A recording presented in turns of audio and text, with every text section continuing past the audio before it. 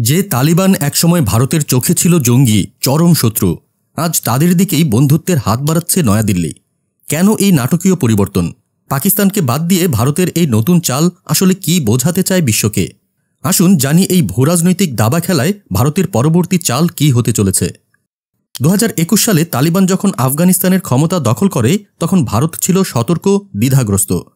তালিবান, যাদের একসময় ভারতের বিরুদ্ধে সহিংসতায় অভিযুক্ত করা হতো, তাদের দিকেই আজ ভারতের কূটনৈতিক বার্তা। ধন্যবাদ।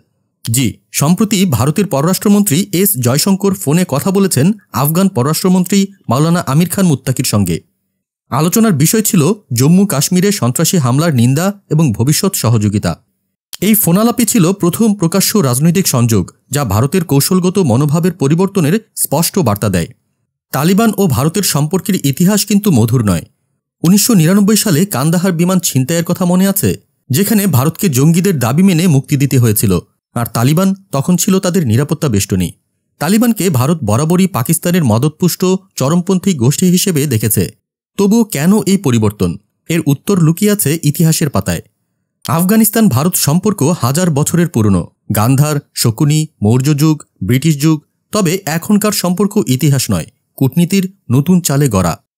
বর্তমান আফগানিস্তান ও পাকিস্তানের সম্পর্ক তলানিতে ঠেকেছে। সীমান্ত সংঘাত, শরণার্থী ইস্যু এবং সবচেয়ে বড় টিটিপি হামলা। পাকিস্তান বলছে আফগান ভূমি থেকেই হামলা চালায় তেহরিক-ই-তালেবান পাকিস্তান টিটিপি। 2024 সালের ডিসেম্বরে এমন এক হামলার পর পাকিস্তান পর্যন্ত বিমান হামলা চালায় আফগানিস্তানের পাকতিকা প্রদেশে। এই উত্তেজনার সুযোগটাই নিচ্ছে ভারত। একদা ঘনিষ্ঠ ছিল যারা, আজ তারা একে অপরের প্রতিপক্ষ। আর ভারত তালিবানের চোখে এখন এক বিকল্প, এমন এক শক্তি যাকে তারা কৌশলগত সহযোগী হিসেবে ভাবতে পারছে। 2025 সালের জানুয়ারিতে দুবাইতে এক বৈঠকে ভারতীয় পররাষ্ট্র সচিব বিক্রম মিশ্রি মুখোমুখি হন আফগান পররাষ্ট্রমন্ত্রীর। তারপর জয়শঙ্কর মুত্তাকির ফোনালাপ। স্পষ্ট হচ্ছে ভারত আর পেছনের দরজায় নয়, এবার সামনে থেকেই খেলবে। মানবিক সহায়তা, শরণার্থীদের সহায়তা এবং এমনকি কূটনৈতিক সম্পর্ক জোরদার, সবই এখন ভারতের এজেন্ডায়। এটা শুধু কাবুল নয়, ইসলামাবাদ ও বেইজিংয়ের জন্য এক স্পষ্ট বার্তা।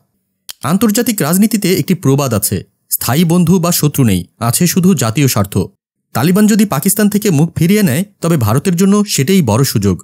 তালিবানের সঙ্গে ভবিষ্যৎ সম্পর্ক জোরদার করলে ভারত শুধু আফগানিস্তানেই নয়, গোটা দক্ষিণ এশিয়ায় নিজের প্রভাব আরও বাড়াতে পারবে।